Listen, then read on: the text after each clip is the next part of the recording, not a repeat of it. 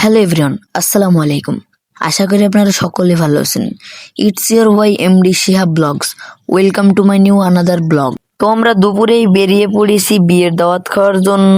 তো অলরেডি চলে এসেছে মাইক্রোর মধ্যে। মাইক্রোতে 2টি ফ্যান আছে এবং একটি এসিও আছে, তাও প্রচন্ড গরম। তো বলতে বলতেই চলে এসেছি মেয়ের বাড়িতে।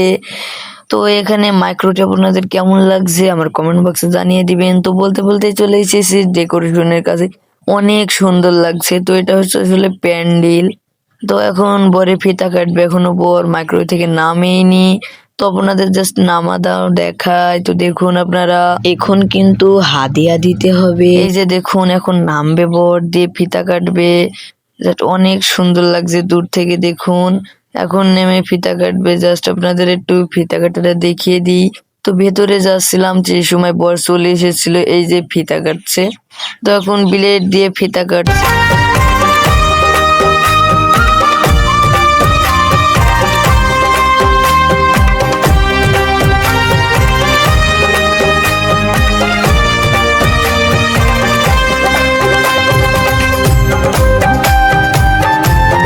তো বর কিন্তু এখন ফিতা কেটে মিষ্টি খাচ্ছে দেখুন।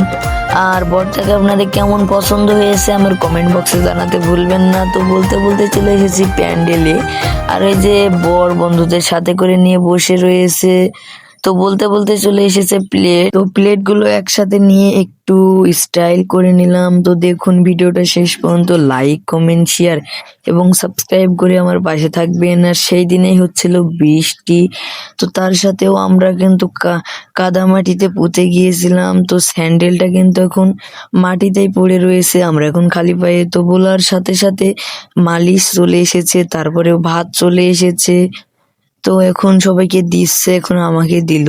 তো অনেকগুলো ভাতই দিয়েছিল, যেমনি ভাত বেশি খায় না, অল্পই খায়। তার সাথে আবার ক্ষীরাও দিয়েছিল।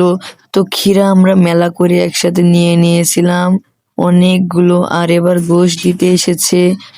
তো এখন রুবাইয়া বুড়ি খাচ্ছে, আমার ভাইয়ের মেয়ে। দেখুন কত সুন্দর স্টাইল করছে। তো দেখে আপনাদের আশা করি হাসি পাচ্ছে।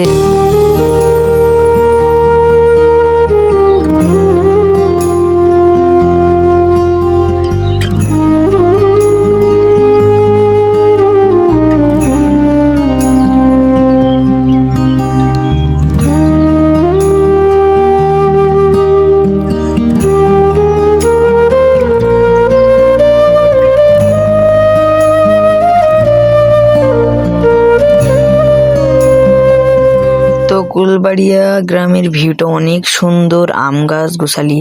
তো আমার ভিডিওটা ভালো লেগে থাকলে লাইক কমেন্ট শেয়ার এবং সাবস্ক্রাইব করে আমার পাশে থাকার চেষ্টা করবেন আর আমাকে ছোট ভাই হিসাবে দেখবেন।